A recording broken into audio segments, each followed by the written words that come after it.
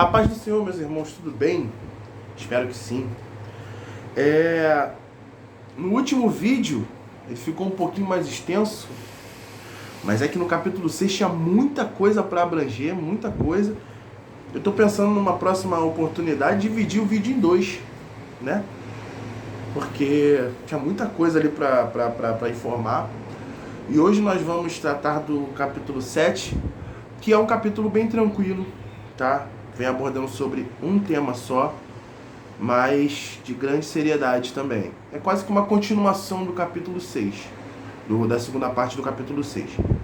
E o capítulo 7 ele vem dizendo assim: Filho meu, guarda as minhas palavras e esconde dentro de ti os meus mandamentos. Guarda os meus mandamentos e vive, e a minha lei, como a menina dos teus olhos.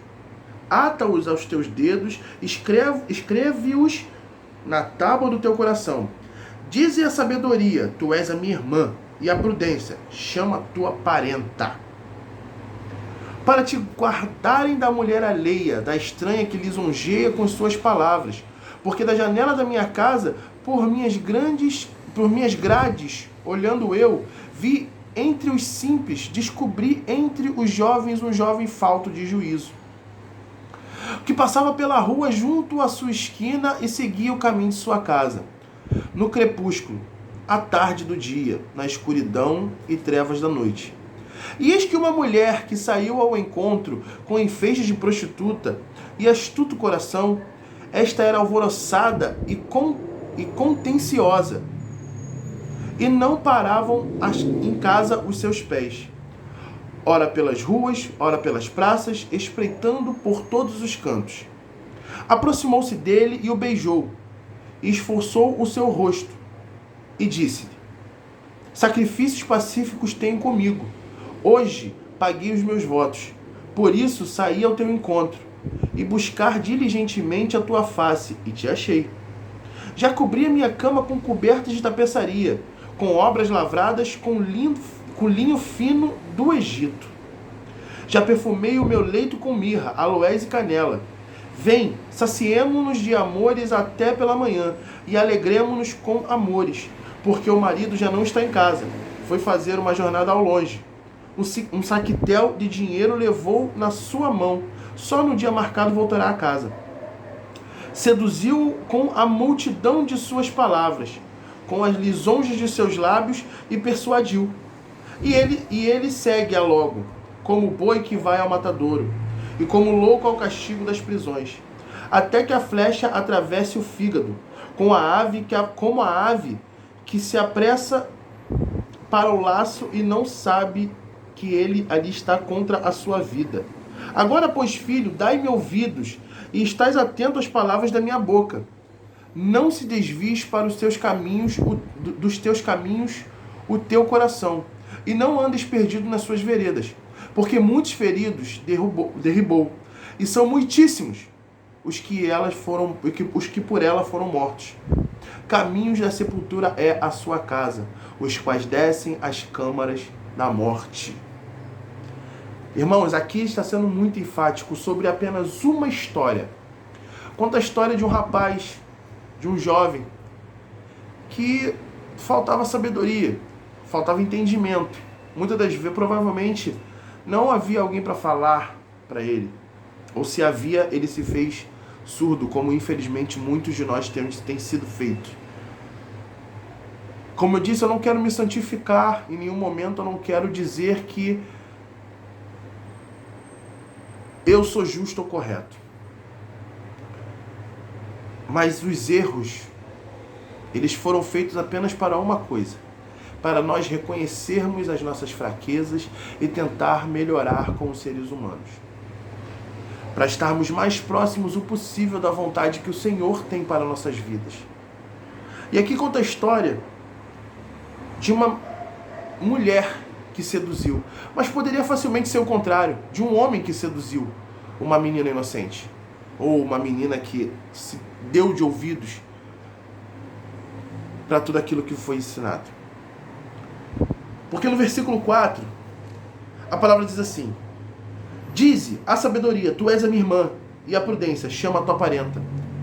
O que nesse caso é sabedoria e prudência? Sabedoria é você saber o que fazer, e prudente é você botar em prática aquilo que você sabe.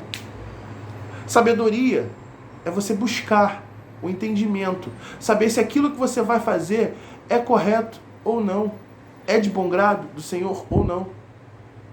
E prudência é você compreender que aquilo ali não se deve fazer e você não fazer. Mas aqui conta a história do jovem que não foi sábio, que não foi inteligente, que infelizmente se deu a ouvidos e ele se deixou seduzir. Porque essa mulher, ela não veio com alguém que tropeçou nas suas palavras, não. Via que foi tudo preparado, foi tudo muito bem arquitetado. E essa é a forma que o inimigo ele vai agir conosco. Eu vou usar um exemplo de um homem que amava a sua esposa e de uma esposa que amava o seu marido. E em um certo momento, ele comete o pecado da separação. E essa esposa, já cansada de viver a vida que ela vivia, ela abre mão. Mediante a tudo isso, ela abre portas para que outras situações possam acontecer, e esse homem é a mesma coisa. Eu te digo, irmãos, os dois estão condenados, se não houver pedido de perdão ao Senhor. Porque os dois foram deixados se influenciados. Eu digo isso porque isso é uma história muito comum. Muito comum. Estou fazendo com ela porque ela fez comigo. Estou fazendo com ele porque ele fez comigo. Irmãos, não é assim que o reino dos céus funciona. O reino dos céus funciona baseado em perdão. O reino dos céus funciona baseado em remissão dos pecados. O reino dos céus funciona em humilhação para com a nossa fraqueza e nossa limitação. É pedir para o Senhor perdão e misericórdia por todas as vezes que pecamos e erramos. Isso é diariamente, irmãos. E não houve sabedoria nesse jovem. Porque se ele tivesse usufruído da inteligência, da sabedoria e da prudência, ele não cairia.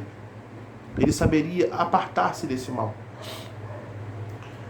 E isso nos leva ao versículo 21, que diz o seguinte: seduziu-o com a multidão das suas palavras, com as lisonjas de seus lábios o persuadiu. Por quê? Porque ele estava com os ouvidos fechados para a verdade. Ele não estava conseguindo interpretar, compreender a vontade do Senhor naquele primeiro momento, que era: sai daí, meu filho. Ele não usufruiu da sabedoria. Como muitos de nós não usufruem da sabedoria e acaba cometendo pecados perversos, malignos. Isso aqui não é só para cristão não, tá? É para ser humano. E logo em seguida, quando ele é lisonjeado, ele é seduzido pelas palavras dessa mulher, ele é levado à morte. Eu digo para vocês, não tão somente a morte física, mas a morte espiritual. Aquela morte que muitas das vezes a gente não tem a chance de pedir a Deus perdão e voltar atrás nas nossas ações e atitudes. Por isso que o Senhor tocou no meu coração para fazer esse estudo com vocês, exatamente relacionado a isso. Não cometa esse erro de se entregar às suas paixões carnais, a seus desejos da carne. Não deixe inflamar a sua carne, o seu sangue. Reserve-se para o Senhor. Preserve-se como alguém que o Senhor se agrada. E no versículo 26, vem dizendo a fatura, que uma hora ela chega. E no versículo 26, diz o seguinte: que para muitos feridos derribou. E são muitíssimos os que por ela foram mortos. Então a palavra está deixando bem claro qual é o destino daqueles que não se arrependem do que fazem. daqueles que falta de sabedoria e prudência vão direto para a boca do lobo. É a morte. E ela não vai parar por aí. Essa mulher ela vai continuar indo e pegando outros e outros e outros e outros e outros até chegar em você. E quando ela chegar em você, qual atitude que você vai tomar? Você vai se deixar seduzir?